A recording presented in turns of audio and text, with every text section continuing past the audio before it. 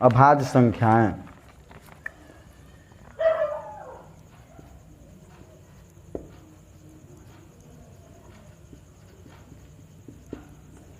अभाज्य संख्या जिसे हम लोग कहते हैं प्राइम नंबर,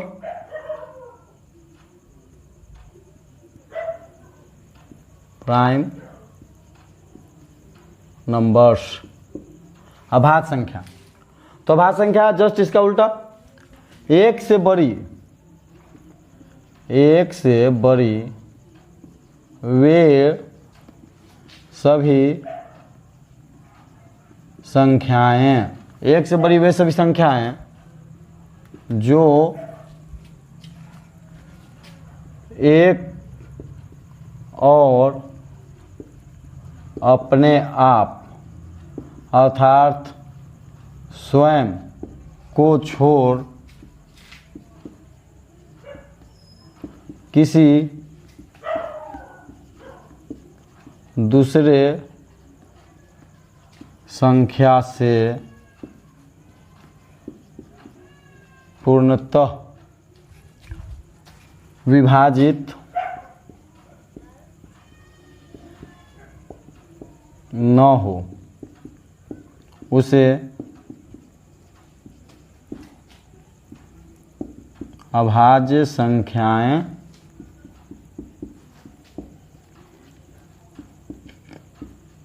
कहते हैं।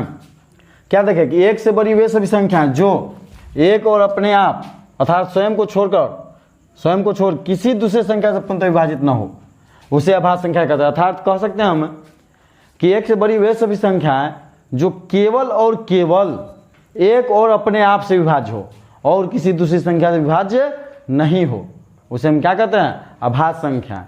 अभाज्य संख्या में जैसे हम देखेंगे तो एक से बड़ी, तो अभाज्य संख्या तो एक से बड़ी होगी, तो सब 2, 3, 5, 7, 11, 13, 17, 19, 23, 29, 31, 37, 41, 43, 47, 53, 59, 61, 67, 69 तो होगा भाज, 23, 69, 71, 73,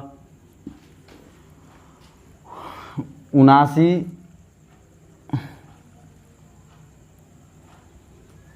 73, 79, उसके बाद क्या होगा? 83, 89, 97। 1 से 100 के बीच 1, 2, 3, 4, 5, 6, 7, 8, 9, 10, 11, 12, 13, 14, 15, 16, 17, 18, 19, 20, 21, 22, 23, 24, 25। 1 से 100 के बीच 25 अभाज्य संख्या। क्वेश्चन पूछते हैं, बीपीएससी में क्वेश्चन पूछा हुआ था, 1 से 50 के बीच कितने अभाज्य संख्या हैं?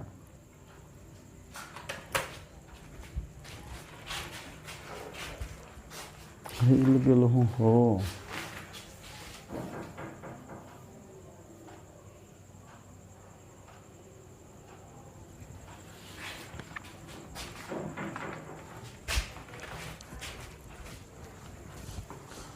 ये क्वेश्चन पूछते हैं कि 1 से 50 या 1 से 100 के बीच में कितने अभाज्य संख्या हैं। बीपीएससी में क्वेश्चन हम परीक्षा देने गए थे तो पूछा हुआ था कि 1 से 50 के बीच कितने अभाज्य संख्या हैं।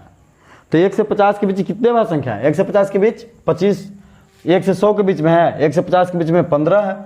तो इतना हम नोट्स में याद रखेंगे कि 1 से 100 के बीच, 1 से 100 के बीच 25 अभाज्य संख्याएं हैं। और यही कहे कि 1 से 50 के बीच, 50 के बीच तो 15 अभाज्य संख्याएं हैं। अब यही कहे कि 50 से 100 के बीच, तो 1 से 100 के बीच 25, 1 से 50 के बीच 15, तो 50 से 100 के बीच 15, 10 हो जाएगा। बहुत सारे क्वेश्चन एग्जाम में पूछा हुआ है कि प्रथम 5 अभाज्य संख्याओं का माध्य या औसत कितना होता है। तब प्रथम 5 अभाज्य संख्या का माध्य या औसत, तो माध्य या औसत बराबर होता है सभी संख्याओं का योग बटा कुल संख्या। तो प्रथम 5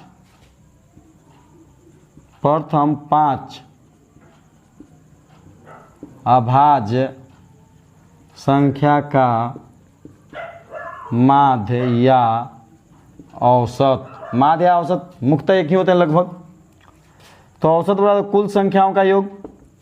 तो देखते हैं प्रथम 5 अभाज्य संख्या यहाँ तक है, 2 3 5 7 11 बटा कुल 5, जोड़ेंगे तो 11 7 18 5 23 3 26 2 28 बटा 5 से भागा देंगे तो 25 3 30 5 31 5.6 आता है। अगर अब यही बात करें तो याद रखिए कि 1 से 5 मैंने प्रथम 5 अभाज्य संख्या का माध्य या औसत कितना होता है, तो 5.6। जैसे क्वेश्चन आए हम आंसर बना सकते हैं। अगर यही क्वेश्चन कह दे कि 1 से 10 अभाज्य संख्या का माध्य या औसत कितना होता है, तो 1 से 10 अभाज्य संख्या का माध्य या औसत, तो 1 से 10 को अभाज्य संख्या 1 2 3 4 5 6 7 8 9 10, अर्थात प्रथम 10 अभाज्य संख्या का औसत कर दे या माध्य कर दे, 1 2 3 4 5 6 7 8 9 10, इतना को जोड़ेंगे तो औसत हमारा आएगा, तो 129 जोड़ा पाएगा बटा 10 बराबर 12.9। ये भी औसत का चैप्टर में जाकर देखिएगा, कंपटीशन की किताब में मिल जाएगा। अभी बहुत बार क्वेश्चन पूछ भी चुका है कि एक माने प्रथम 10 अभाज्य संख्याओं का औसत कितना होता है या माध्य कितना होता है, तो 12.9 याद रखेंगे। तो हम अभाज्य संख्या देख रहे थे, तो अभाज्य संख्या क्या होता है कि 1 से बड़ी वे सभी संख्याएं जो एक और अपने आप को छोड़कर किसी संख्या से नहीं कटे, या 1 से बड़ी वे सभी संख्याएं जो केवल और केवल एक और अपने आप से कटे, उसे अभाज्य संख्या कहते हैं। अभाज्य संख्या 1 से 100 के बीच में 25 होती है, 1 से 50 के बीच में 15 होती है। अगर 50 से 100 की बात की जाए कि 50 से 100 के बीच में कितना होगा, तो 10 होगा। उसी तरह से भाज्य कितने हो जाएंगे, तो 1 से 100 के बीच में भाज्य कितने होंगे, 73। 1 से 100 के बीच में 73। ये नहीं सोचिएगा कि 1 से 100 तक है 25 गो भाज्य है तो 75 गो भाज्य होगा, 1 से 100 के बीच कह रहा है।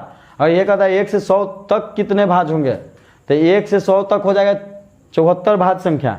एक न तो भाज्य नहीं अभाज्य, ये हम ध्यान देंगे, एक न तो भाज्य नहीं है भाज्य, क्योंकि भाज्य संख्याएं भी 1 से बड़ी होती है, अभाज्य संख्याएं भी 1 से बड़ी होती है।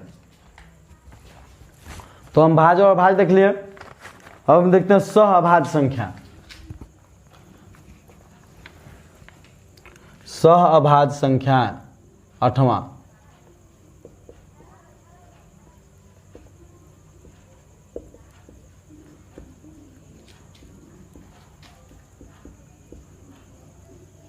को प्राइम नंबर।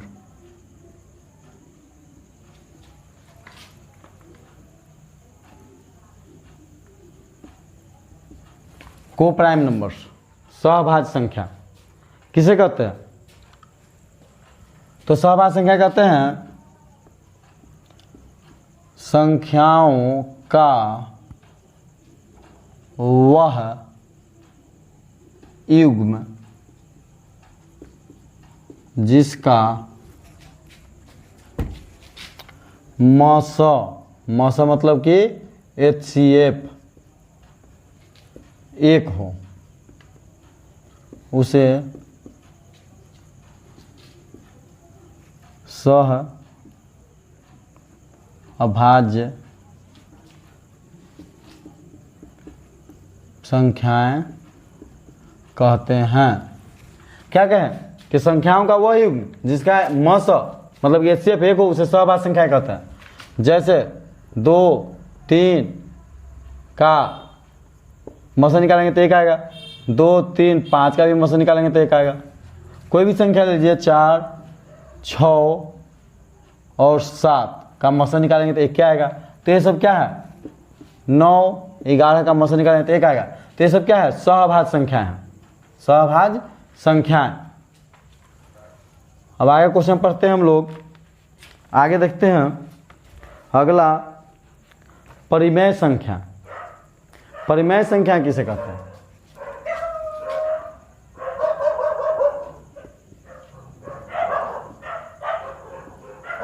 परिमेय संख्या किसे कहते हैं? परिमेय संख्या को इंग्लिश में हम लोग कहते हैं rational number, RATIONAL, rational numbers, परिमेय संख्या। तो परिमेय संख्या हम मुख्य रूप से पढ़ते हैं कि वैसी संख्याएं जो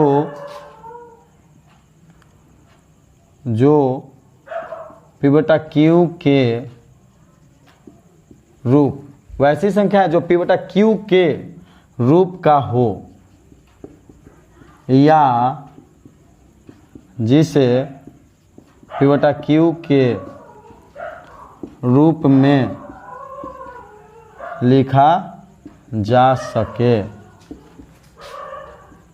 उसे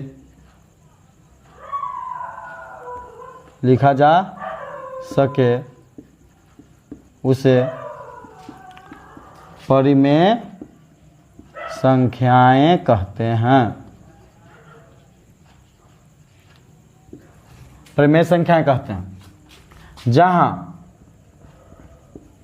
PQ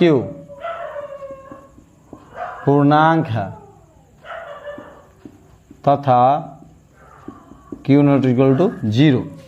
तो परिमेय संख्या किसे कहते हैं? तो वैसी संख्याएं जो P बटा Q के रूप में हो, या अगर वह P बटा Q के रूप में न है तो यदि उसे P बटा Q के रूप में लिखा जा सके, माने वैसी संख्या जो P बटा Q के रूप में हो या जिसे P बटा Q के रूप में लिखा जा सके उसे परिमेय संख्याएं कहते हैं। जैसे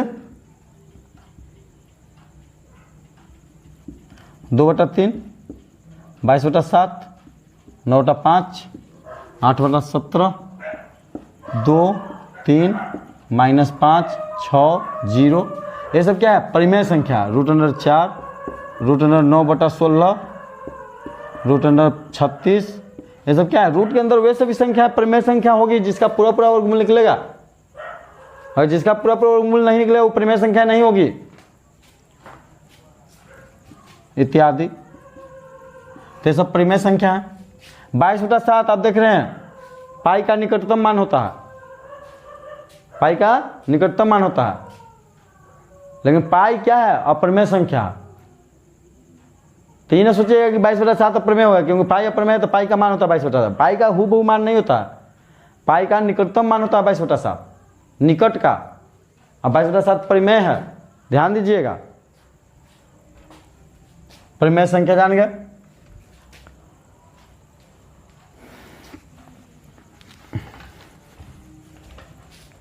अब जानते हैं हम लोग अपरिमेय संख्या।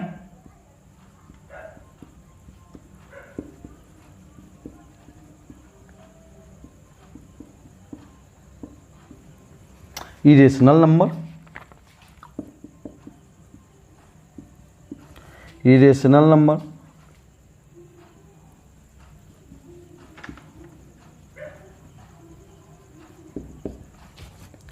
तो अपरिमेय संख्या किसे कहते हैं? तो जस्ट इसका उल्टा, वैसी संख्याएं जो P बटा Q के, वैसी संख्या जो P बटा Q के रूप का न हो या जिसे P बटा Q के रूप में न लिखा जा सके उसे अपरिमेय संख्या कहते हैं। अपरिमेय संख्या कहते हैं जहां PQ पूर्णांक है तथा Q नॉट इक्वल टू 0। जैसे कि बात किया जाए तो √3, √9/5, 2 + √3, 2√3, √3/2, 5 -√2 √8 पाई इत्यादि। ध्यान से सुनिए कि अपरिमेय संख्या किसे कहते हैं? तो वैसी संख्या है जो p बटा q के रूप में न हो या जिसे p बटा q के रूप में न लिखा जा सके, उसे अपरिमेय संख्या कहते हैं। अपरिमेय संख्या जितने भी है संसार में सभी रूट के अंदर आते हैं, याद रखिएगा। और रूट के अंदर आने वाली संख्याएं का दशमलव प्रसार अशांत अनावर्ती होता है। अतः अशांत अनावर्ती संख्याएं भी जो है उसमें जो कि रूट के अंदर ही आते हैं, तो अशांत अनावर्ती संख्याएं ही अपरिमेय संख्या है। पाई ही एक ऐसा संख्या है जो रूट के बाहर है और वह अपरिमेय है। तो पाई भी अशांत अनावर्ती होता है, पाई का मान भी अशांत अनावर्ती होता है। पाई का मान 22/7 नहीं होता, पाई का निकटतम मान 22/7 है। पाई की बात की जाए तो पाई एक अपरिमेय संख्या है। पाई एक कौन संख्या है? पाई एक अपरिमेय संख्या है। पाई जिसका संकेत ही होता है, तो पाई एक अपरिमेय संख्या है। समझ में आया? पाई के लिए हम अच्छी तरह से थोड़ा सा सीखते हैं। अगर आप लोग स्क्रीनशॉट लेना चाहते तो ले लीजिए। पाई के लिए थोड़ा सा और तरह में देखते हैं हम लोग।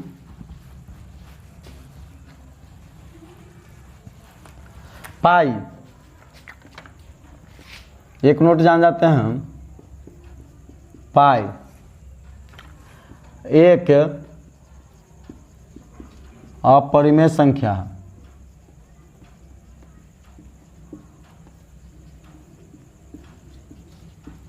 इसका मान दशमलव के 5 अंकों तक 3.14159 याद रखिएगा।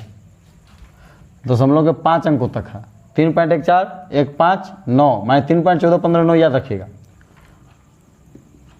होता है। इसका 1000 अंकों तक निकाला गया है पाई का मान, 1000 अंकों तक। तो पाई आया कहाँ से? पाई कहते हैं किसको? What is pi? पाई है क्या? तो पाई किसे कहते हैं? तो किसी वृत्त की परिधि, किसी वृत्त की परिधि एवं उसके व्यास के अनुपात को, किसी वृत्त की परिधि एवं उसके व्यास के अनुपात को पाई कहते हैं। समझें? किसी वृत्त की परिधि और उसके व्यास के अनुपात को पाई कहते हैं। अपरिमेय संख्या हम लोग जान गए होंगे। पाई वृत्त की परिधि क्या होता है? 2πr। व्यास क्या होता है? 2r। 8 से 8 कटा, 2 से 2 कटा, पाई बचा कि ना? तो पाई आया यहाँ से। पाई का मान 3.14159 याद रखिएगा 5 अंकों तक। ऐसे मैथ बनाने के लिए 3.14 देता है, लेकिन कभी कभी पूछ देगा कि पाई का मान दशमलव के 5 अंकों तक कितना होता है। तो दशमलव के 5 अंकों तक याद रखेंगे 3.1415। तो हम पाई के बारे में जान गए। पाई एक अपरिमेय संख्या है। पाई का मान 22/7 नहीं होता, पाई का निकटतम मान 22/7 है। पाई का निकटतम मान 22/7 होता है, अपना मान नहीं है। पाई का निकटतम मान है 22/7। के बारे में देखते हैं। वास्तविक संख्या, वास्तविक संख्या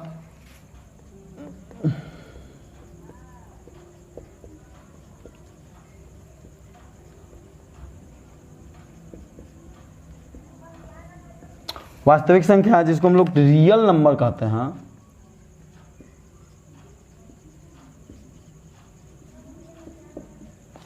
किसे कहते हैं? तो वास्तविक संख्या समझिए परिमेय और प्रमेय के समुच्चय को वास्तविक संख्याओं का समुच्चय कहते हैं, वास्तविक संख्या कहते हैं। वास्तविक संख्या में सभी संख्याएं आ जाएंगे।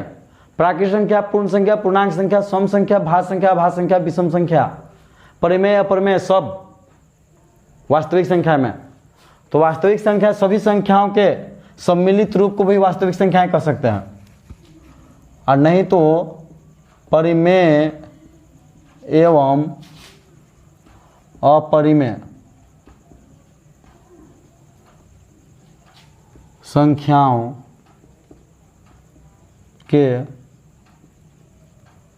समुच्चय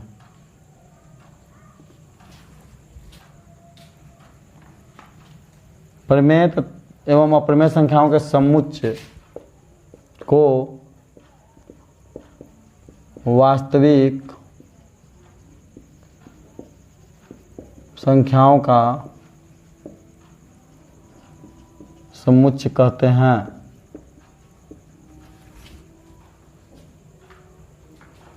तो हम जाएंगे प्रमेय और प्रमेय संख्या के सम्मिलित रूप को। तो यहाँ देख ले √2, √3, √4, 5, -6, 0, √8, 2/3, √3/2 इत्यादि। ये सब हम जो देख लिए हैं ये सभी समुच्चय है। ये प्रमेय अप्रमेय का। प्रमेय अप्रमेय में सभी संख्याएं आ जाएंगे, प्राकृतिक संख्या, पूर्ण संख्या, सभी संख्या। तो इसलिए सभी संख्याओं के सम्मिलित रूप को भी वास्तविक संख्याएं कह सकते हैं।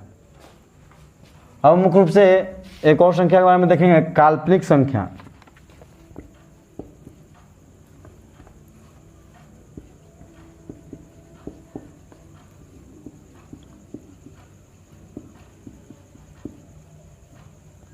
जिसको हम लोग कहते हैं इरेशनल इमेजिन नंबरी, इमेजिनरी नंबर।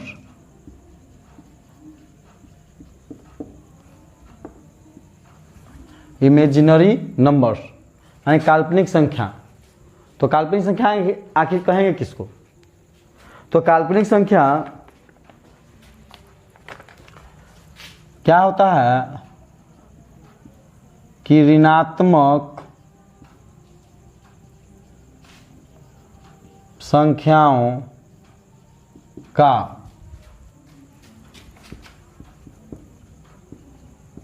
वर्गमूल लेने पर बनी संख्याएं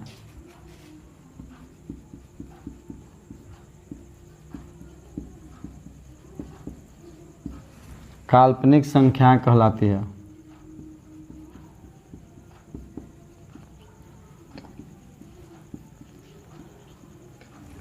क्या कहा कि ऋणात्मक संख्याओं का वर्गमूल लेने पर बनी संख्याएं काल्पनिक संख्या कहलाती है। जैसे √2, √4, √6 इत्यादि। ये सब काल्पनिक संख्या है। ये सब वास्तविक संख्या, वास्तव में इसका आंसर नहीं आएगा, काल्पनिक कल्पना पर इसका आंसर आएगा। तो ये हम देखें। अब हम इसके बाद भी और संख्या देखेंगे कि जैसे भिन्न संख्या। तब भिन्न संख्या किसे कहते हैं? फ्रैक्शन। इसको हम कहते हैं अंश एवं हर के अनुपात को भिन्न कहते हैं। हम जानते हैं कि अंश एवं हर के अनुपात को क्या कहते हैं? भिन्न कहते हैं। अर्थात भिन्न बराबर अंश बटा हर। अर्थात भिन्न बराबर क्या होता है? अंश बटा हर होता है। तो हम जाने भिन्न संख्या। एक और संख्या है संपूर्ण संख्या, जिसको हम देखते हैं। आप लोग इसका नोट कर सकते हैं, स्क्रीनशॉट ले लीजिए।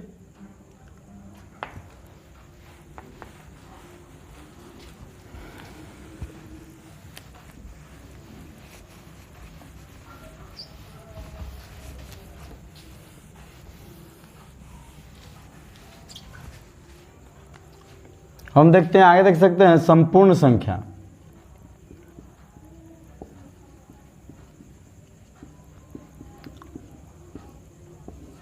Complete number.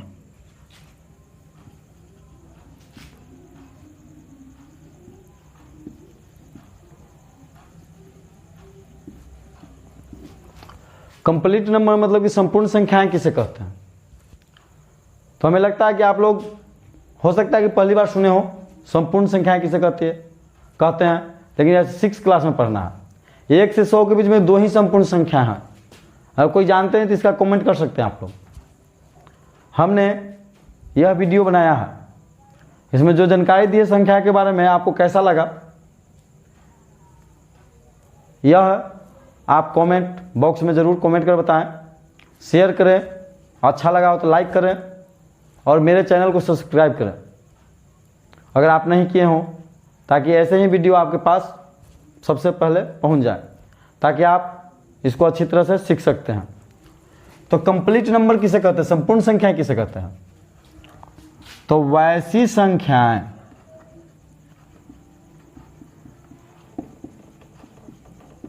जिसका गुणनखंडन या गुणनखंड का योग